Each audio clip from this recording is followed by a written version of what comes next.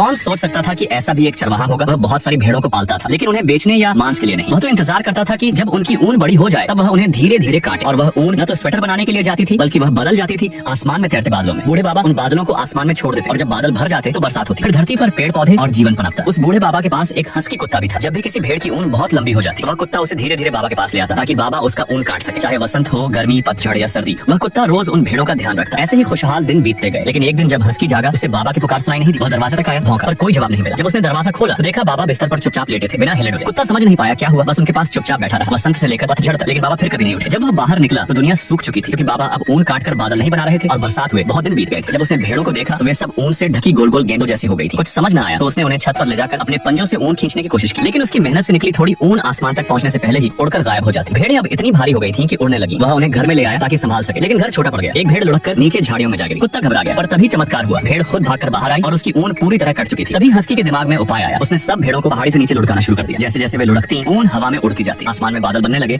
और आखिरकार बारिश बरसी। धरती फिर से हरी भरी हो गई। उस दिन से हस्की ने बाबा का काम संभाल लिया। वह एक सच्चा दूसरा छोटा चरवाहा बन गया। सब्सक्राइब।